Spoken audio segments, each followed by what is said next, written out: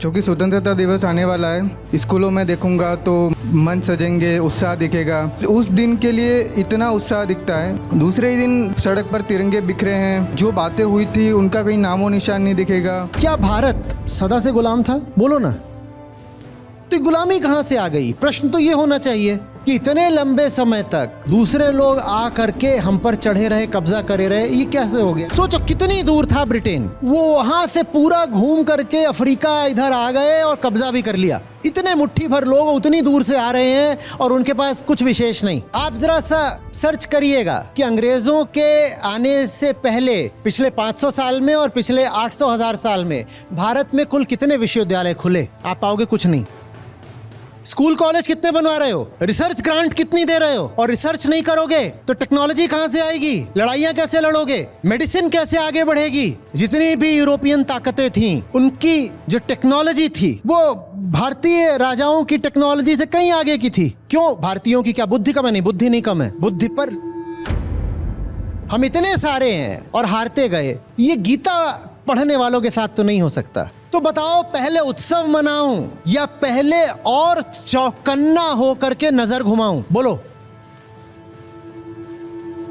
स्वतंत्रता दिवस को सतर्कता दिवस की तरह मनाइए। खतरा बराबर का है, खतरा अभी बाकी है और खतरे का कारण। प्रणाम आचार्य जी, मेरा नाम कमलेश है, मैं राजस्थान उदयपुर से आया हूँ सर। मेरा क्वेश्चन स्वतंत्रता दिवस पर है। क्योंकि स्वतंत्रता दिवस आने वाला है तो मैं अपने गांव से शुरू करूं तो स्कूलों में देखूंगा तो मंच सजेंगे, धूमधाम से मनाया जाएगा, बहुत उत्साह दिखेगा। थोड़ा और बाहर निकलूंगा तो तहसील लेवल पर या कॉलेजेस को देखूंगा तो वहाँ पर भी मंच सजेंगे, उत्साह दिखेगा। रैलियाँ निकाली जाएगी, अभियान चलेंगे कि हर घर तिरंगा, तिरंगे के साथ रैलियाँ निकलेंगी, देशभक्ति के नारे लगेंगे सर। तो फिर उस दिन के लिए इतना उत्साह दिखता है, देश के लिए हम देश को बदल देंगे, देश को तरह तरह से विकास के लिए प्रण लिए जाएंगे और बड़ी बड़ी बातें होंगी सर। और फिर दूसरे ही दिन देखूंगा कि सड़क पर तिरंगे बिखरे हैं। जो बातें हुई थी उनका कहीं नामो निशान नहीं दिखेगा। बस वही लोग जो बड़ी बड़ी बातें कर रहे थे वो या तो रिश्वत देने में संलिप्त रहेंगे या लेने में। वही लोग जो बड़ी बड़ी बातें कर रहे थे वही लोग कहीं पर गंदगी फैला रहे होंगे। तो ऐसी ऐसी चीज़ें कर रहे होंगे जो देश को भीतर से खोखला कर रही है। तो मैं ये समझना चाह रहा था कि वास्तव में देशभक्ति कैसी होगी, हमें इस स्वतंत्रता दिवस को कैसे मनाना चाहिए और वास्तव में देशभक्ति का अर्थ क्या होगा। भारत हो या दुनिया का कोई भी अन्य देश, जब उसकी स्थापना होती है तब उस दिन वो स्वतंत्र होता है या परतंत्र?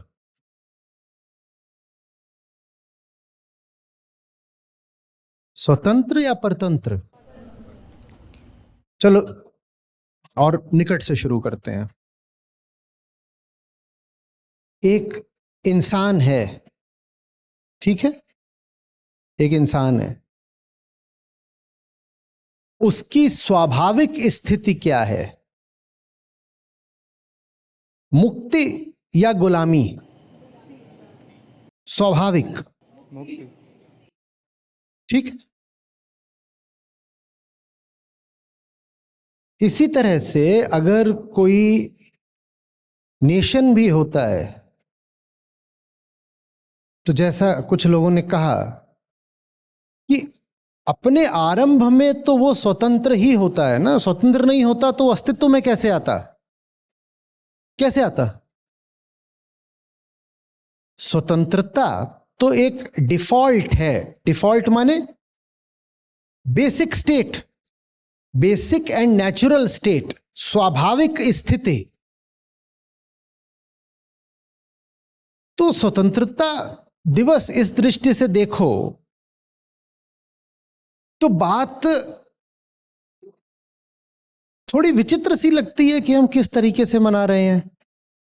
स्वतंत्र तो देश को होना ही चाहिए, और अस्तित्व में कि मनुष्य हो, नदी हो, पहाड़ हो, पशु पक्षी हो,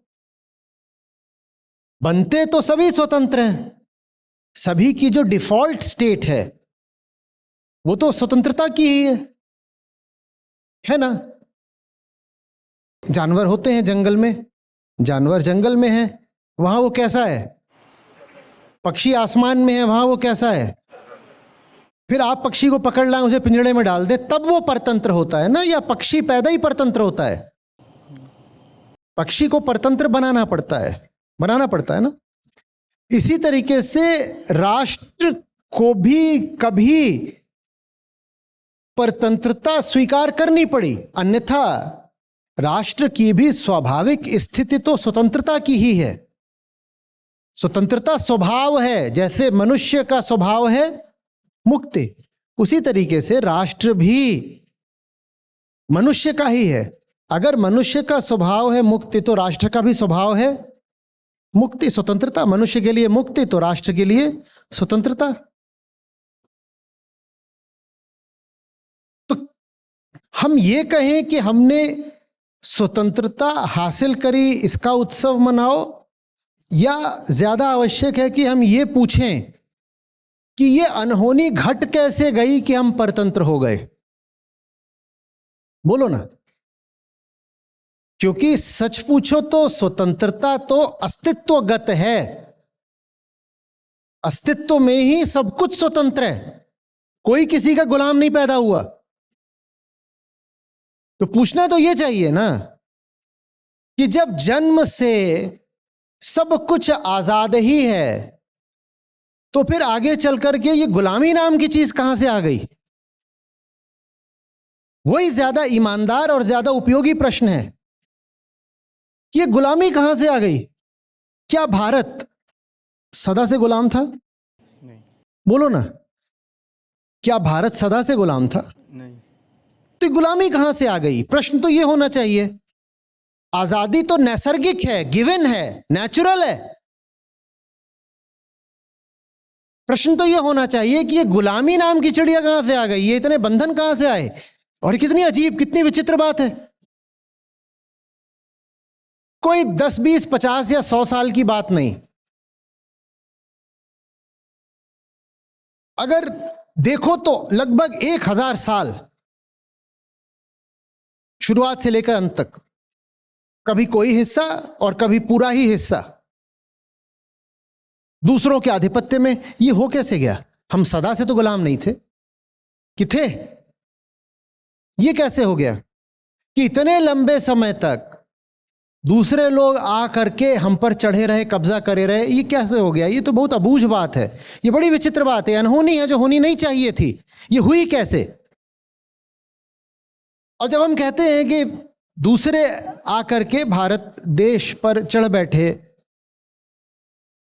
कब्जा कर लिया, परतंत्र बना दिया, तो उसमें भी न जाने कितने लोग हैं। जैसे कि गुलामी का कालखंड बहुत लंबा है, उसी तरीके से उन लोगों की सूची भी बहुत लंबी है जो आते गए और कब्जा करते गए। वास्तव में जो कोई आ सकता था सब आए, जो भी आ सकते थे सब आए, एक के बाद एक आते ही गए, आते ही गए।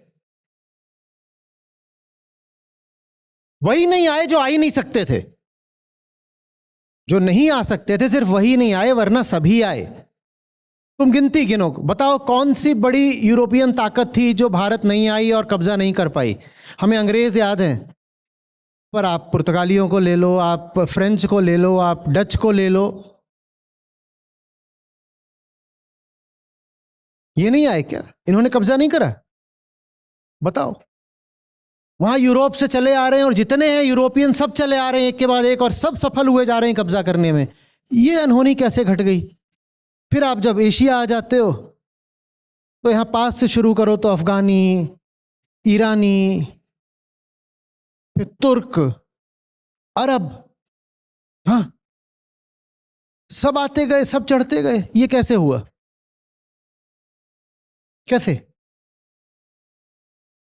और फिर आप मध्य एशिया को ले लो तो वहां से भी एक के बाद एक आ ही रहे थे। शक, हूण, यद्यपि वो भारत को आने के बाद वो भारत में रच बस गए, पर आए वो भी बाहर से थे और वो भी सफलतापूर्वक यहां पर जीते और साम्राज्य स्थापित कर गए अपना। ये कैसे होता गया? कोई तो बात होगी, कोई तो बात होगी। और जब अंग्रेज चढ़े हुए थे उस समय में भी जापानी चढ़ाए थे। लो, जैसे अंग्रेज काफी ना हो, अंग्रेजों के होते हुए भी जापानी चढ़े आ रहे थे। आपको पता है जापानियों ने चेन्नई पर भी बम गिराए हुए हैं, सुना नहीं होगा आपने? अजीब बात, जापानी चेन्नई पहुंचे हुए थे। हाँ, द्वितीय विश्व युद्ध में कुछ दिनों के लिए उन्होंने चेन्नई पर भी बमबारी कर दी थी। अंडमान निकोबार हम जानते ही हैं, उधर वो जो मलय का किस्सा भी हम जानते ही हैं।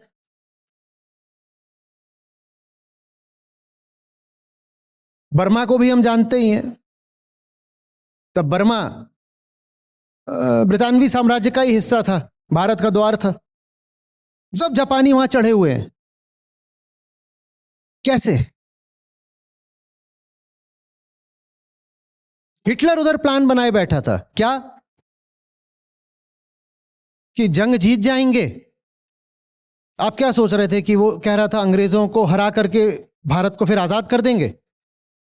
वो कह रहा था जब जंग जीत जाएंगे तो ये जो लंबा चौड़ा भारतीय उपमहाद्वीप है इसका विभाजन कर देंगे, कुछ जापानियों के नीचे रहेगा और कुछ जर्मनों के नीचे रहेगा।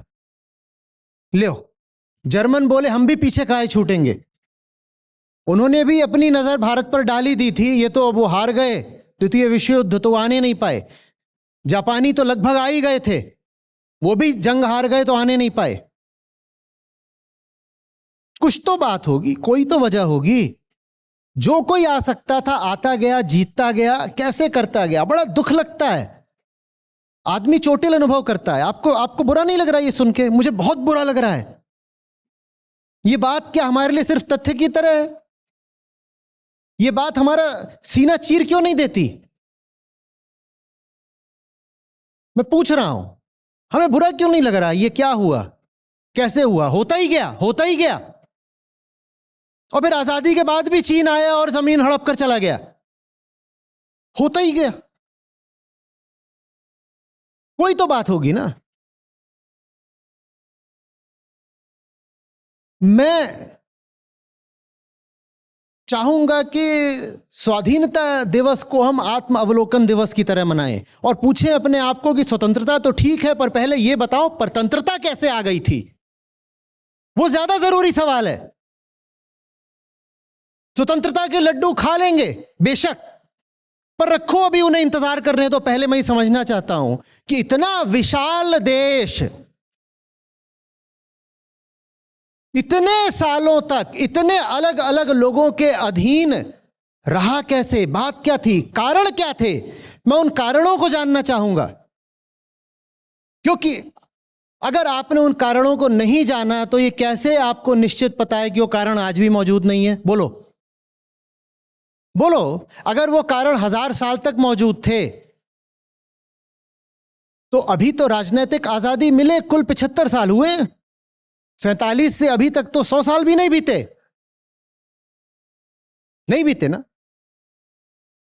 जो चीज 1000 साल से मौजूद थी वो क्या 75-80 साल में चली गई होगी पूरी तरह से?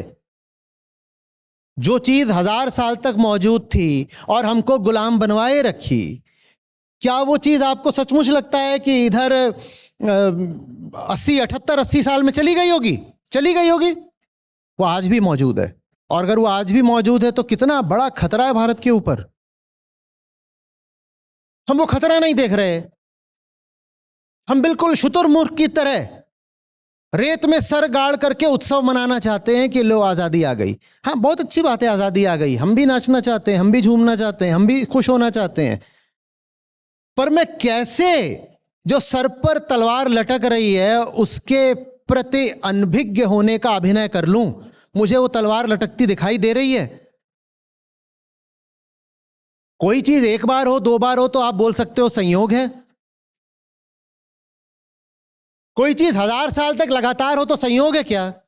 उसमें संयोग है या संरचना है? बोलो। संरचना उसके पीछे कोई संरचना है, कोई स्ट्रक्चर है, उसके पीछे कोई स्ट्रक्चरल रीजन है। एक दो लोग आकर के युद्ध में हरा करके आपका शोषण कर ले जाएं तो आप कह सकते हो संयोग है, बीच बीच में कोई आता है, कभी हार होती है, कभी जीत होती है, भाई चलता रहता है। पर एक दो लोग नहीं, दसियों अलग अलग तरफ के, अलग अलग राष्ट्रीयता के अलग अलग लोग आ रहे हैं और हमारा शोषण करते ही जा रहे हैं। तो ये संयोग नहीं हो सकता ना? क्या हो सकता है? पर हम खुद को ये जताना चाहते हैं कि ये तो बस ऐसे ही हो गया, हो गया जी, हो गया। हो नहीं गया। डर मुझे यह है कि वो आज भी हो रहा है, क्योंकि जो कारण 1000 साल तक चलता रहा वो 80 साल में हट नहीं गया होगा। वो कारण आज भी मौजूद होगा, वो कारण आज भी मौजूद होगा। हमें अपने आप से पूछना पड़ेगा वो कारण क्या है जिसने भारत को इतने बुरे दिन देखने पर विवश करा। वो कारण क्या है? क्या वो कारण राजनीतिक हो सकता है? नहीं, कोई राजनीतिक कारण इतने दिनों तक नहीं चलता। क्या वो कारण संयोगिक हो सकता है? हम पहले ही कह चुके हैं, नहीं। वो कारण तो कुछ ऐसा है कि पीढ़ियां बदलती रही, लोग बदलते रहे, पर वो कारण बचा रहा। वो कारण कैसा होगा? वो कारण तो सांस्कृतिक है। कोई ऐसी चीज है जो दुर्भाग्यवश भारत की हवाओं में घुल गई है और संस्कृति बनकर बैठ गई है और हम उसको पहचान नहीं पा रहे, हम उसको अलग नहीं कर पा रहे। कुछ ऐसा है जो हमें भीतर से ही कमजोर बना रहा है, पर हम उसको बहुत पवित्र माने बैठे हैं, हम उसको हटा नहीं पा रहे अपने भीतर से। मैं उसको लोकधर्म कहता हूं। वो है भारत की परतंत्रता का कारण,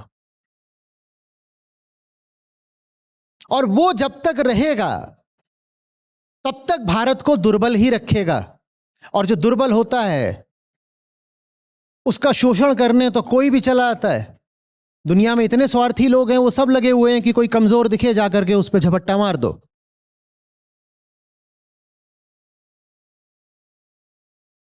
निस्तेज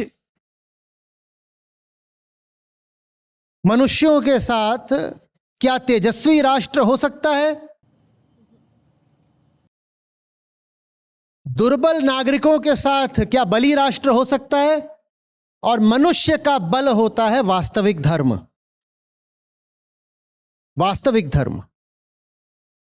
भारत ने वास्तविक धर्म के साथ जो मजाक करा लोक धर्म के रूप में, मुझे डर है कि कहीं उसकी सजा तो नहीं मिली है।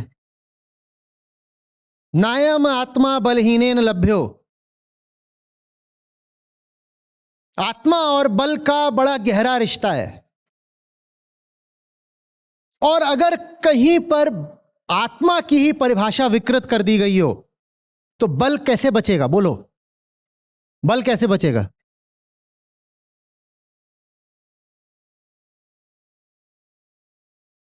जहां आत्मा की ही परिभाषा विकृत कर दी गई, वहां अब मनुष्य में बल कैसे बचेगा? और मनुष्य में बल नहीं तो फिर राष्ट्र में बल नहीं। और मनुष्य का बल होता है वास्तविक धर्म। वास्तविक धर्म गया तो मनुष्य का बल गया, मनुष्य का बल गया तो राष्ट्र का बल गया, और राष्ट्र का बल गया तो राष्ट्र परतंत्र हो गया। मैं बार बार पूछा करता हूं, फिर पूछ रहा हूं, हम कहते हैं उदाहरण के लिए कि हम अपने महापुरुषों को पूजते हैं, उनको अपना आदर्श, अपना रोल मॉडल घोषित करते हैं। आदर्श का तो अर्थ यह होता है ना कि जैसे वो जिए वैसे हम जिएंगे, और जो उन्होंने कहा हम उसको समझेंगे। यही होता है ना आदर्श का अर्थ। तो अगर श्री कृष्ण हमारे आदर्श हैं तो गीता हमारे जीवन में कैसे नहीं उतरी? और गीता तो कही ही गई है रणक्षेत्र पर। अगर हम वास्तव में श्री कृष्ण को जरा भी सम्मान देते होते तो युद्ध में हल्के कैसे पड़ जाते? गीता तो कहती है युद्धस्व, गीता तो कहती है जीत हार का पता नहीं, साम्राज्य की सिंहासन की परवाह नहीं, पर जो सही है वो कर, निष्काम होकर कर, अंजाम की हमें फिक्र ही नहीं है, जो सही है वो कर। और अगर यही सही है कि हम जूझ जाएं तो हम जूझे कैसे नहीं? जूझे कैसे नहीं? हम कहते तो यही रह गए कि हम धार्मिक देश हैं। हम धार्मिक देश नहीं, हम लोग धार्मिक देश हैं। कहा था किसी ने कि इतने भारतीय हैं, सब मिलकर के एक जगह थूक भी दें तो ये जितने आतताई हैं, आक्रांता डूब मरे इसी में। ब्रितानवी सल्तनत के लिए कहा था। हम इतने सारे हैं और हारते गए। ये गीता पढ़ने वालों के साथ तो नहीं हो सकता, ये कृष्ण के वास्तविक प्रेमियों के साथ तो नहीं हो सकता। और कृष्ण का प्रेमी होने का दावा तो हम रोज करते हैं, वो दावा झूठा है। श्री कृष्ण माने गीता, गीता माने आत्मज्ञान, और आत्मज्ञान माने जीवन के संघर्ष से कोई पलायन नहीं। मर सकते हैं, हार थोड़ी मानेंगे। मर सकते हैं पर हार थोड़ी मान लेंगे। मुट्ठी भर लोगों को अपने ऊपर छा थोड़ी जाने देंगे। पर यह आप तभी कह सकते हो जब आपको पता होता है कि आपका जीवन धर्म सम्मत है। तब आप कहते हो कि मेरा जीवन मेरे लिए नहीं है, मेरा जीवन धार्मिक है, मेरा जीवन धर्म के लिए है। तो मेरी हार नहीं होगी, मेरी हार धर्म की हार होगी। इसीलिए हारना मंजूर ही नहीं है। हमने हारना मंजूर कर लिया क्योंकि भीतर ही भीतर हमको पता था कि हमारे जीवन में धर्म तो वैसे भी नहीं मौजूद है। तो हमने बड़ी आसानी से हार मान ली, बड़ी आसानी से हमने घुटने टेक दिए। सोचो कितनी दूर था ब्रिटेन, कितनी दूर था। और जब वो लोग आए थे उस समय स्टीम इंजन भी नहीं होता था। ये हवा, इसके भरोसे आए थे। यही पाल, यही पतवार, सेल्स, इनके भरोसे आए थे। वो वहां से पूरा घूम करके अफ्रीका इधर आ गए और कब्जा भी कर लिया। सोचो कितनी भारी आंतरिक दुर्बलता रही होगी जो हमें ये दुर्दिन देखने पड़े। इतने मुट्ठी भर लोग उतनी दूर से आ रहे हैं और उनके पास कुछ विशेष नहीं।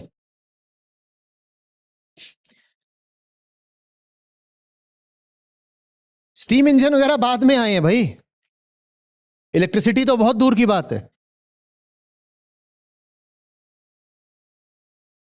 कुछ पता नहीं।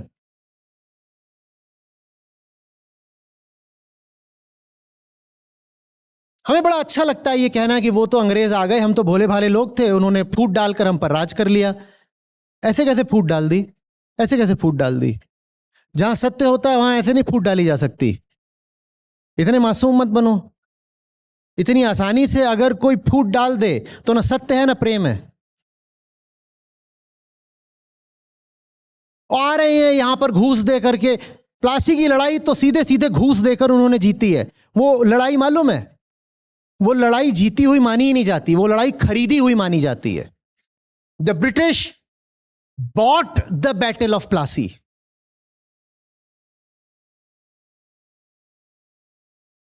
जो घूस पर ईमान बेच दे उसकी जिंदगी में धर्म रहा होगा क्या कहीं?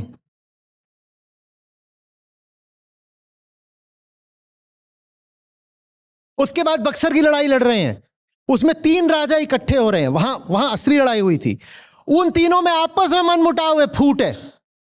वो तीनों अपना अपना स्वार्थ देख रहे हैं। तीनों को ही राष्ट्र से, धर्म से, सत्य से कोई मतलब नहीं। अंग्रेजों ने फिर हराया। क्या हम वास्तव में गीता का देश हैं? क्या हम वास्तव में धर्म का देश हैं? हम लोकधर्म का देश हैं और वो लोकधर्म आज भी हावी है। तो बताओ तलवार आज भी सर पर लटक रही है कि नहीं लटक रही है? दूसरों का दोष बेशक है। जो लोग यहां आ रहे थे वो कोई हमें गले लगाने नहीं आ रहे थे, वो हमारा शोषण ही करने आ रहे थे। दूसरों का दोष तो बेशक है, पर क्या हम अपनी कमजोरी, अपनी बीमारी, अपनी बेईमानी की चर्चा नहीं करना चाहेंगे? बोलो। और अतीत में वो सब हमने कमजोरियां दिखा दी, उससे भी मुझे कोई बहुत मतलब नहीं। अतीत की बात अतीत में पड़ी रहे, पर अतीत की ये बात अतीत की नहीं है, ये अतीत की बात आज भी है। बहुत अर्थ में हम आज भी बिल्कुल वैसे ही हैं जैसे 16वीं और 17वीं और 18वीं शताब्दी में थे।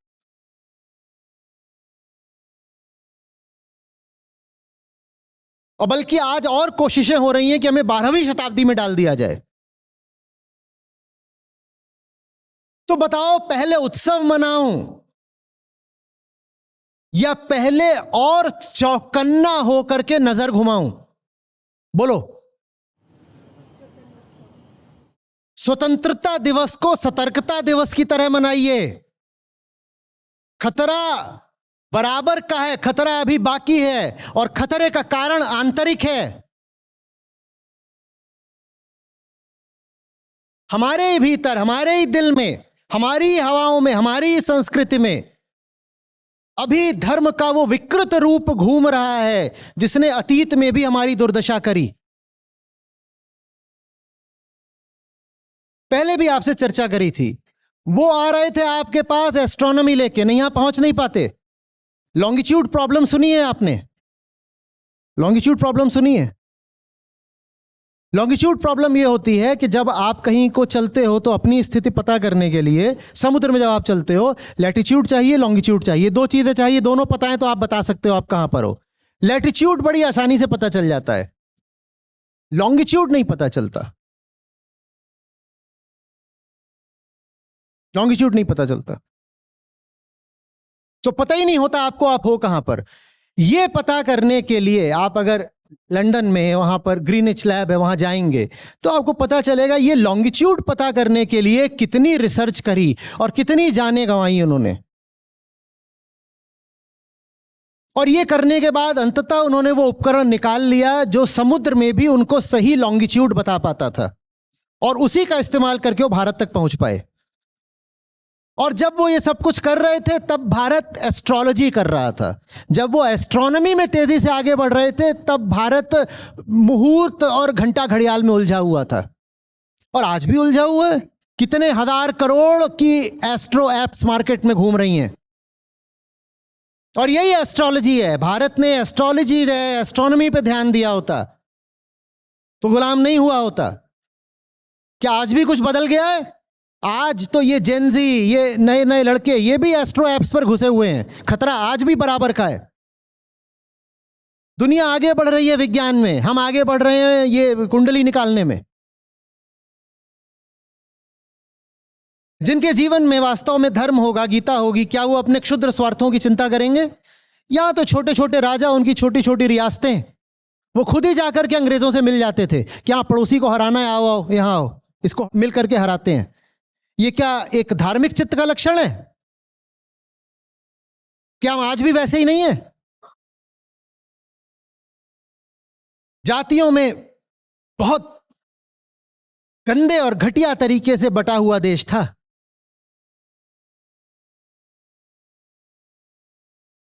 इतने ही लोग हैं जो लड़ाई पर जाएंगे, बाकी तो अपना अपना तुम काम करो, तुम सफाई करो, तुम बर्तन देखो, तुम बाल देखो, तुम खेत देखो, तुम ये करो, तुम वो करो। कहां से मिलेंगे सबसे काबिल लोग लड़ाई लड़ने के लिए जब आपने जनसंख्या के 90-95% वर्ग को लड़ाई के मैदान से ही बाहर कर दिया? सेना कैसे बनेगी?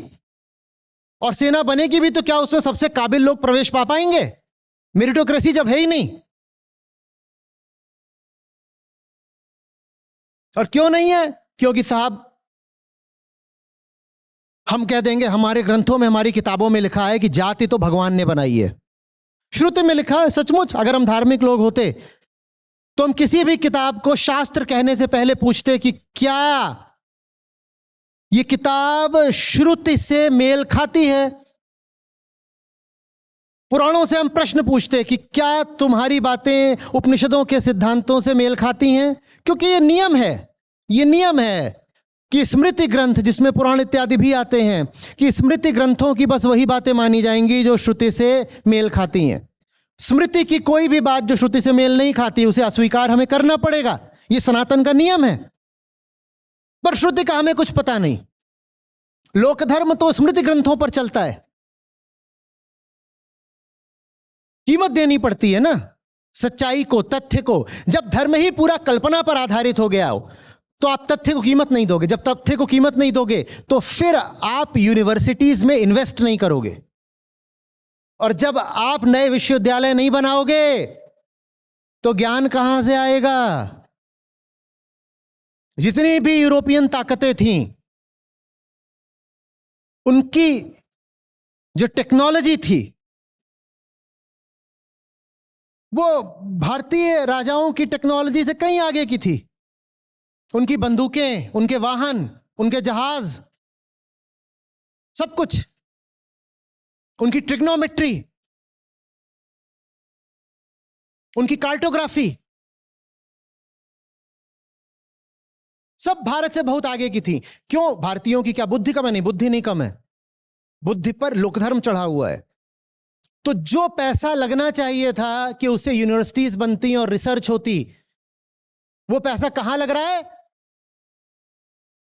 वो कर्मकांड में जा रहा है पैसा सारा। और राजा भी खूब खूब डोनेशंस दे रहे हैं, चढ़ावा दे रहे हैं, गांव के गांव दे रहे हैं। किनको दे रहे हैं? अंधविश्वास फैलाने वालों को।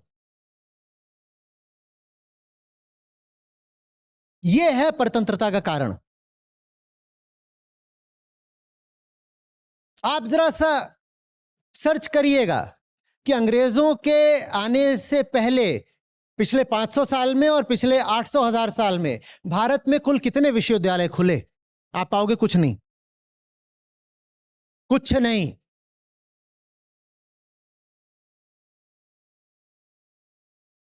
जहां ज्ञान की कदर नहीं वहां गुलामी नहीं आएगी तो और क्या आएगा?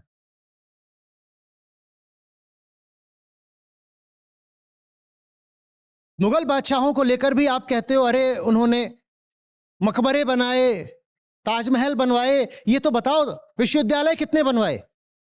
और ये जनता का पैसा है, ये जनता का पैसा है जिससे आप कह रहे हो फलानी मीनार बनवा दो, ये कर दो, वो कर दो। स्कूल कॉलेज कितने बनवा रहे हो?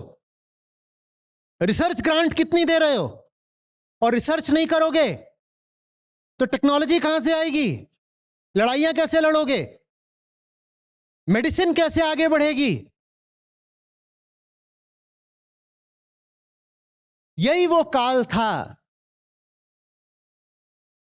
रेनेसां के बाद का, जब ब्रिटेन में विज्ञान तेजी से आगे बढ़ा। भारत में रेनेसां हुआ ही नहीं।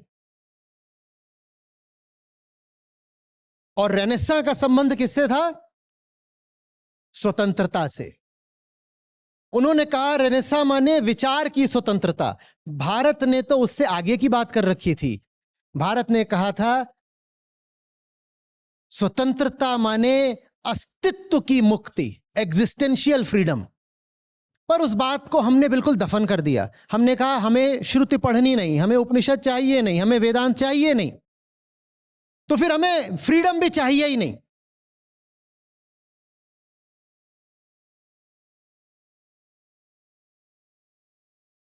इतनी हमने दुर्दशा कर ली थी। मैकॉले का नाम तो सुना ही है आपने। उसने एक ऐसा व्यंग मारा था, उसकी चोट आज भी महसूस होती है। उसने कहा था भारत में इस वक्त जितना ये कुल ज्ञान है, इससे ज्यादा ज्ञान लंदन की एक स्कूल गोइंग बच्ची को है, 10वीं की। भारत का कुल ज्ञान ले लो जितना है, कुल ज्ञान भारत का, या इसी से कुछ मिलती जुलती बात आप सर्च करेंगे तो एग्जैक्ट उसके शब्द मिल जाएंगे आपको।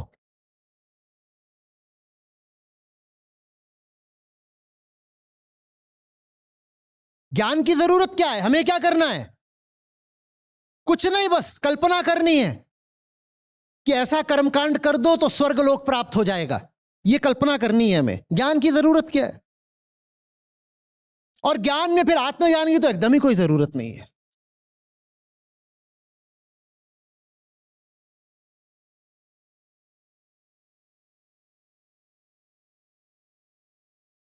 धर्म माने ऊंची से ऊंची स्वतंत्रता, और लोक धर्म माने सबका शोषण, सबको दबा के रखो। चाहे महिला हो, चाहे दलित हो, चाहे पशु हो, पक्षी हो, और चाहे अपनी ही हस्ती हो, अपना ही दमन कर डालो।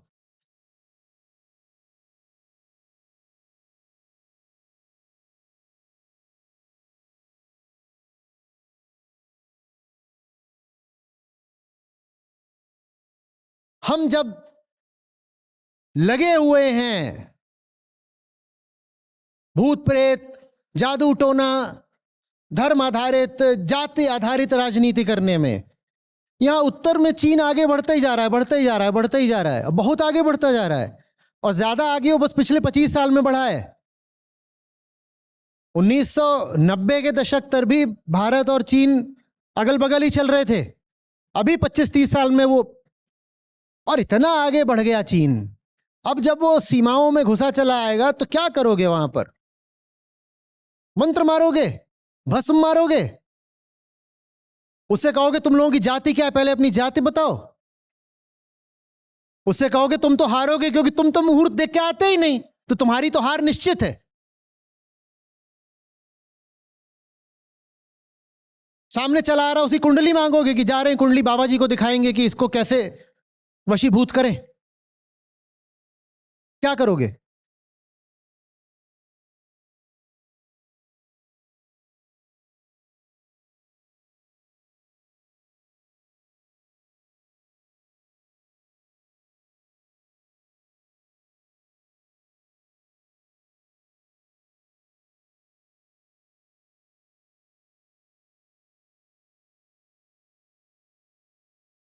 हम आज भी खतरे में हैं, संभल जाइए, चेत जाइए।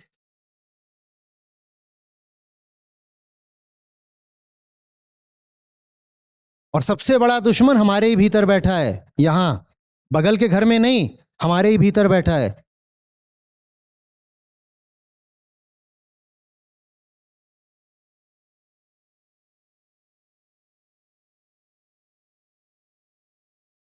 और एक बताता हूं, आने वाले समय में ना गुलामी के लिए जरूरी नहीं कोई आपकी जमीन पर कब्जा करे।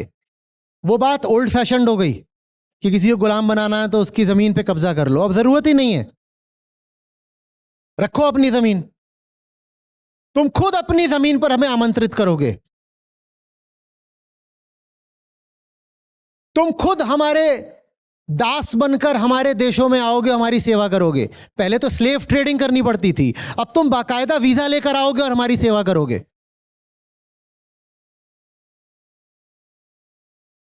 पहले तुम किसी को गुलाम बनाओ पकड़ के बेड़ियों में और जहाजों में भर भर के, एक गुलाम जा रहे हैं, स्लेव्स जा रहे हैं, तो बुरा लगता था, देखने में ही बुरा लगता था। अब आप बाकायदा वहां जाते हो, एम्बेसी में लाइन लगाकर वीजा लेते हो और खुद अपने आप को हाजिर करते हो, दास हाजिर है मेरे आका, बताइए क्या सेवा करूं। बोलते अब तो हमारे यहां टैक्सी चलाओगे।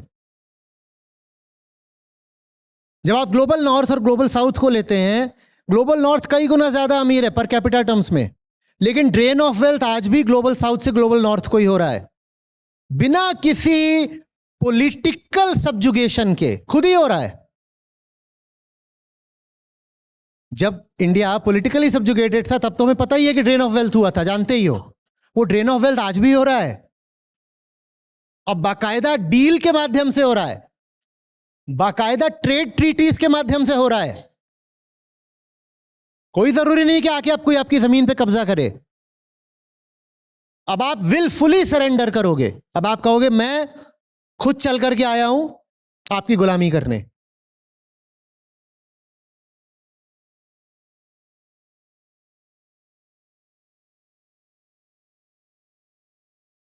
भारत का जितना per capita carbon dioxide emission है ना, उसमें से बहुत सारा वो है जो विदेशियों ने भारत को आउटसोर्स कर रखा है।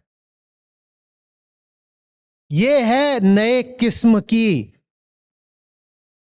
गुलामी। जब आप ये देखते हो उदाहरण के लिए कि यूरोप का जो यूरोपियन मैन्युफैक्चरिंग और सर्विसेज हैं उनसे कितना एमिशन है, तो एक आंकड़ा आता है। फिर जब आप उसमें यह देखते हो कि वो फुटप्रिंट कितना है जहां उन्होंने एमिशन कहीं और कराया और वो प्रोडक्ट अपने यहां मंगाकर खुद यूज कर दिया, तो वो आंकड़ा लगभग 20-30% बढ़ जाता है। नहीं समझे? सारा गंदा काम दूसरे देश करेंगे तो सारा एमिशन दूसरे झेलेंगे, सारा पॉल्यूशन दूसरे झेलेंगे, और जो माल बना दो माल हमें दे दो साफ साफ करके। यह है नए किस्म की गुलामी।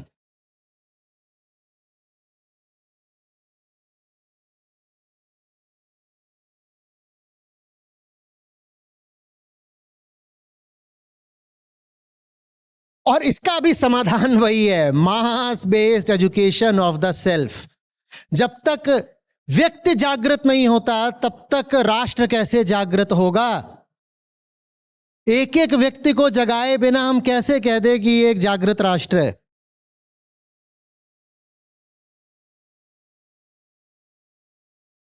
आ रही है बात समझ में? सारा जो अपना साधारण काम है उन्होंने सौंप दिया अब काले और भूरे लोगों को। खुद क्या कर रहे हैं? Value added work, high end work, research, जिससे नई टेक्नोलॉजीज निकल रही हैं, जिससे नया नॉलेज क्रिएट हो रहा है। और आप क्या करोगे? आप बर्तन घिसोगे, आप वो सारा काम करो जो लो लेवल का है। तो उनका समय बचता है ताकि वो ऊंचा काम कर पाए। ये है नया सब्जुगेशन, नई गुलामी।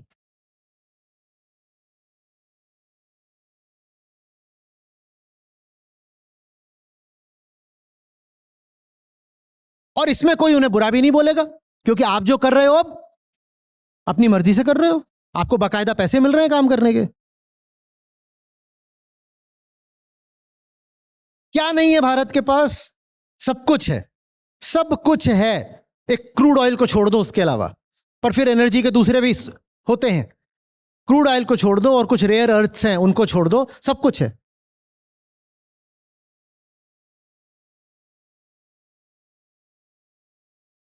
उसके बाद भी आज भी हमें क्रूशियल टेक्नोलॉजीज के लिए दूसरे देशों का मुंह क्यों तकना पड़ रहा है? बताओ ना। क्योंकि भीतर अभी कुछ है जो स्वतंत्र नहीं है। वो नकल करने में ज्यादा सुविधा और सुरक्षा मानता है। वो कहता है दूसरे ने कर लिया ना, वो नकल कर लो, उसने कराया तो ठीक करा होगा। ठीक वैसे जैसे लोकधर्म कहता है नकल करो नकल करो, परंपरा है ना, परंपरा माने यही तो होता है, उसने करा तुम भी कर लो क्योंकि वही श्रेष्ठ है। तुम्हारे अलावा जो भी कोई और श्रेष्ठ है, बस उसका जो करा था उसने उसको सही मान के खुद उसकी नकल कर लो। वही चीज हमारी राष्ट्रीय आदत बन गई है। हमारे अलावा जो कोई है वो बेहतर ही है, उसने जो करा उसकी नकल कर लो। टेक्नोलॉजी वो करेंगे, रिसर्च वो करेंगे, हमारा क्या काम है? अधिक से अधिक टेक्नोलॉजी का लाइसेंस ले लो।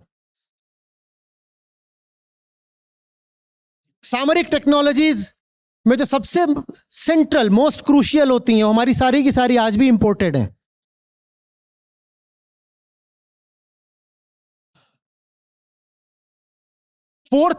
दुनिया 6th जनरेशन फाइटर जेट पर पहुंच गई है। हमारे पास 4th जनरेशन का भी अपना इंजन नहीं है। और इंजन ही नहीं है तो क्या है? इंजन ही इंपोर्ट करना पड़ रहा है। युद्ध शुरू होगा, वो वहां से बंद कर देगा एक्सपोर्ट करना इंजन को, क्या कर लोगे? और इंजन में जो फ्यूल डलता है वो भी तुम्हें इंपोर्ट करना पड़ रहा है, इंजन भी इंपोर्ट करना पड़ रहा है, फ्यूल भी इंपोर्ट करना पड़ रहा है। तो अगर सचमुच हो गई आर पार की लड़ाई तो हम कैसे लड़ेंगे? कितनी खतरे की बात है ये। पर हम ऑल्टरनेट टेक्नोलॉजीज डेवलप ही नहीं कर पाए। क्यों? हम अपनी रिसर्च करके अपने इंजन्स डेवलप ही नहीं कर पाए। क्यों? क्योंकि परंपरा ने हमें अनक्रिएटिव बना दिया है। जिसको आप ये बोल दोगे ना कि जो पीछे से चला आ रहा है बस उसी का पालन कर लो, वो आदमी अब क्रिएटिव नहीं हो सकता।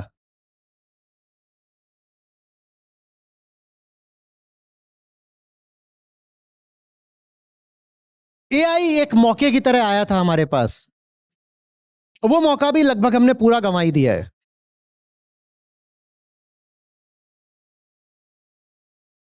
एआई में भी छलांग मार करके अमेरिका, यूरोप, चीन भी ये निकल गए।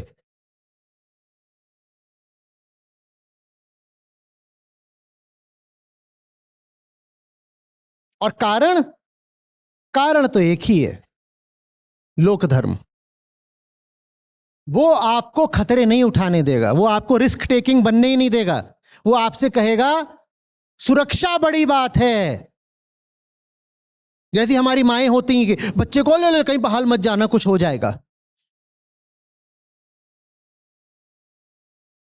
माँ तो माँ होती है। ऐसा कैसे होता है कि अमेरिका की माँ 15 साल का हुआ नहीं कि लात मारती है कि जा अपनी रोटी खुद कमा? उनके क्या डीएनए अलग है? वो भी होमोसेपियंस, हम भी। पर हमारे यहां तो कुछ है ही नहीं कि नहीं नहीं नहीं नहीं, जैसा सबने करा वैसे ही तू भी कर ले और आजा पल्लू के नीचे छुप जा।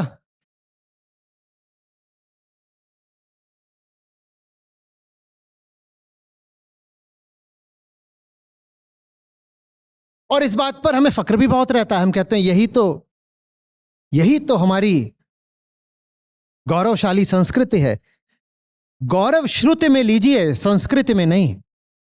और संस्कृति में गौरव तब लीजिए जब संस्कृति श्रुति का अनुगमन करती हो, तब जरूर संस्कृति में गौरव ले लीजिएगा। लेकिन आपने जो आज संस्कृति बना रखी है उसमें कहां सनातन और कहां श्रुति? कुछ नहीं है। इस संस्कृति पर मैं कैसे गौरव करूं? ये तो लोक धार्मिक संस्कृति है।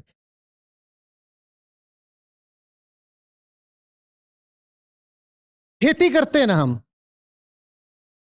खेती में भी जो इनोवेशन हुए हैं वो दूसरे देशों ने करे हैं, आजादी के बाद भी।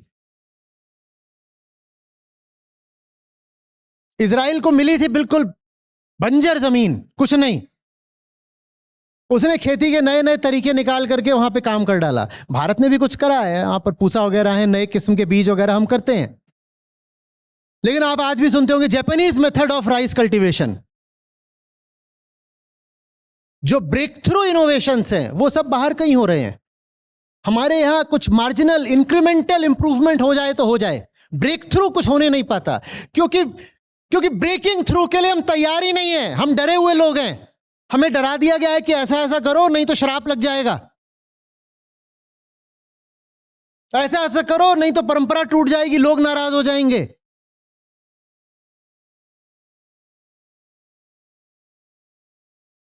वो पुराना डर बहुत गहरे बैठ गया हमारे जहन में।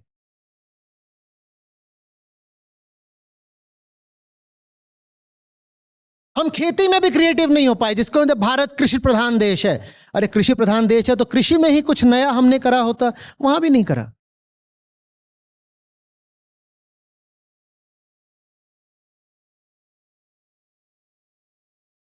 हाँ, ये जरूर करा है कि अब मांस के, बीफ के एक्सपोर्ट में हम सबसे आगे हैं।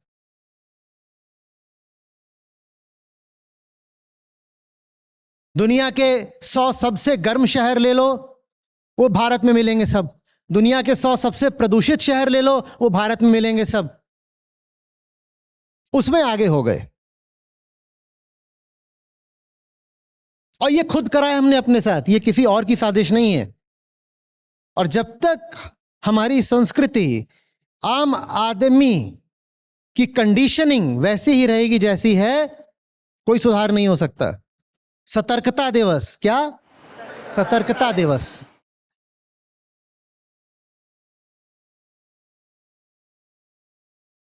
बोलिए। थैंक यू आचार्य जी। ये मकौले का कोट जो आपने बताया था, इसमें उन्होंने कहा था कि इंडियन टेक्स्ट जो संस्कृत और अरबिक में लिखे थे वो यूरोपियन स्टैंडर्ड्स से इतने पीछे हैं कि एस्ट्रोनॉमी का जो उनका विवरण है that would draw laughter from English boarding school girls. उन्होंने कहा भारत में ये जो तुमने चला रखा है, तुम्हारे जो साइंस के लेवल्स हैं और जो तुम ये कुंडलीबाजी करते हो, इंग्लिश बोर्डिंग स्कूल गर्ल्स भी हंसेंगी इस पर। कितने अपमान की बात है ये, है कि नहीं? और कितने अफसोस की बात है। और ज्यादा अफसोस की बात ये नहीं है कि जो आज की युवा पीढ़ी की गर्ल्स हैं ये आज भी हॉरोस्कोप बनवा रही हैं ऐप पे जा करके। और ये बात मैकॉले ने इतने 100 साल पहले बोली थी, आज भी वही चल रहा है। शुभचिंतक नहीं था वो हमारा, ये उसने क्या करा है? व्यंग करा है हमारे ऊपर। हम पूरी तरह आहत भी नहीं होते।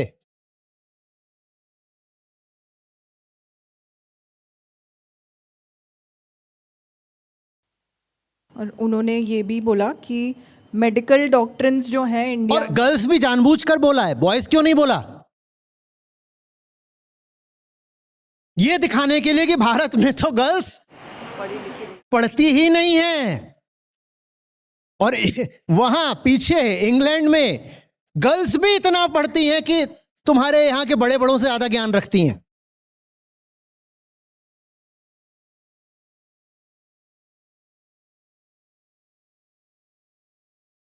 क्या करती हैं गर्ल्स? भारत का जितना female labour force participation rate है इससे दूना है चीन का। तो भारत की गर्ल्स क्या कर रही हैं? Family family. वहां पर महिलाएं निकलकर काम कर रही हैं, राष्ट्र बना रही हैं, नेशन बिल्डिंग कर रही हैं। हमारे यहां महिलाएं फैमिली बिल्डिंग कर रही हैं। एक देश के 50% नागरिकों को तुमने किचन में और बिस्तर में कैद कर दिया है। और दूसरा राष्ट्र है जो अपने स्त्रियों पुरुषों सबको काम पर लगा रहा है। आगे कौन निकलेगा? आगे कौन निकलेगा?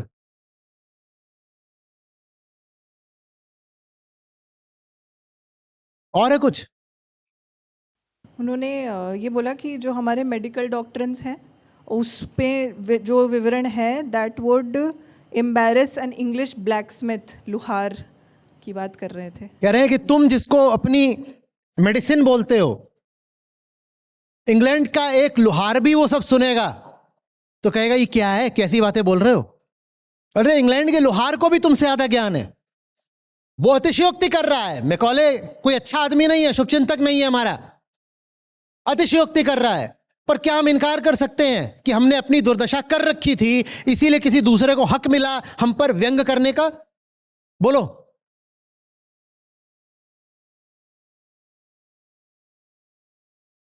और है कुछ? उन्होंने एक्चुअली लोक धर्म का भी कुछ मेंशन किया कि भारत की ज्योग्राफी तो शहद और मक्खन के सीज डिस्क्राइब करती है। वो कह रहे हैं कि ये जो बाकी सारे डिसिप्लिन्स ले रहे हैं, मेडिसिन ले ली, एस्ट्रोनॉमी ले ली, अब ज्योग्राफी ले रहे हैं। कह रहे हैं तुम्हारे यहाँ पे जो ज्योग्राफी है उसके हिसाब से तो कहीं पर दूध की नदी बहनी चाहिए, कहीं पर मक्खन है, कहीं शहद है, कहीं खीर का सागर है, कहीं कुछ है। कह रहे तुम्हारे यहाँ ये लेवल है ज्योग्राफी का, ये पढ़ाते हो तुम अपने बच्चों को कि उतनी दूर अगर चले जाओगे तो वहां तुम्हें मक्खन की नदी मिलेगी। कह रहे तुम ये जब पढ़ा रहे हो तो तुम्हारा देश आगे बढ़ेगा क्या? और आज भी क्या हम इन सब बातों में यकीन नहीं करते हैं? बोलिए। ज्योग्राफी में भले ही नहीं पढ़ाया जाता हो पर संस्कृति में मौजूद है कि मरोगे, वहां जाओगे तो बीच में फलानी नदी मिलेगी, फिर ऐसे पार करोगे, फिर दूध आएगा, फिर मक्खन आएगा, फिर फलाना ठिकाना ये अप्सरा आएगी। क्यों हम किसी मैकॉले को मौका दे रहे हैं हमें आहत करने का? और मैकॉले मर नहीं गया, मैकॉले आज भी जिंदा है। वो 1000 तरीकों से आज भी हम पर व्यंग कर रहा है।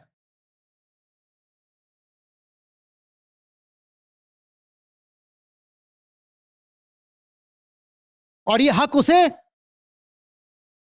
बहुत अफसोस की बात है, हमने ही दिया है।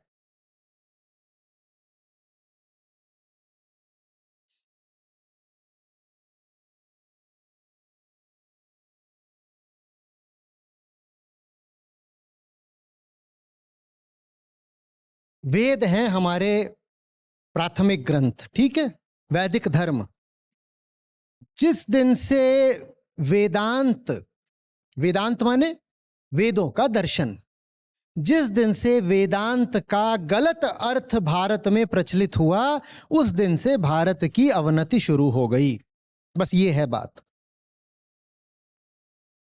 अगर आप भारत की गुलामी की टाइमलाइन देखेंगे और वेदांत की विकृति की टाइमलाइन देखेंगे तो दोनों बिल्कुल समानांतर हैं।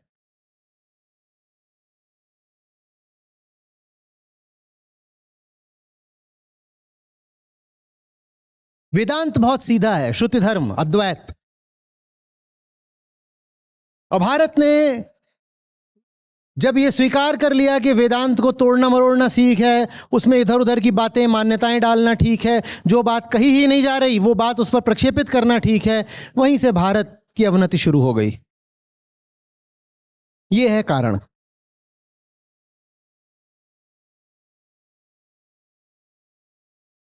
आचार्य जी, एक अभी खबर भी आई है कि एक मंदिर में, एमपी के एक मंदिर में 11 अगस्त को मनेगा स्वतंत्रता दिवस, क्योंकि वहाँ के पुजारी कह रहे हैं कि तिथि देखकर मनाना चाहिए राष्ट्रीय पर्व भी।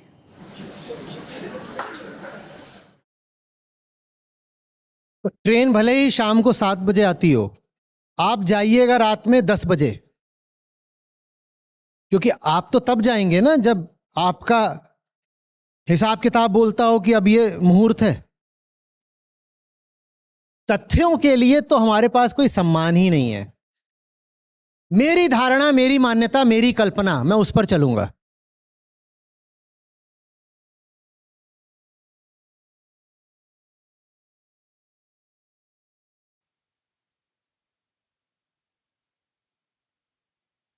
आपको खुशी होगी इस नाते जो हमारी अपनी ऐप है जिसमें हमारे गीता और बाकी सब कार्यक्रम चलते हैं, यहाँ पर बुद्ध हैं, गीता है, उपनिषद हैं, अष्टावक्र हैं। ये मुझे मिले, मेरी ज़िंदगी बदली, ये तुम्हें मिलेंगे, तुम्हारी ज़िंदगी भी बदलेगी। सच पूछिए तो मतलब लाखों नहीं तो कम से कम हज़ारों ज़िंदगियाँ तो हैं जो बिल्कुल बदली हैं।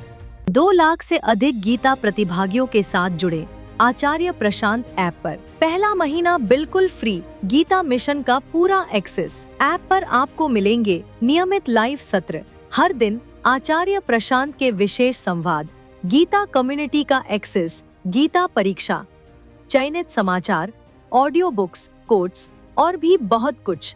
गूगल प्ले स्टोर या एप्पल ऐप स्टोर पर आचार्य प्रशांत सर्च करें और अभी डाउनलोड करें।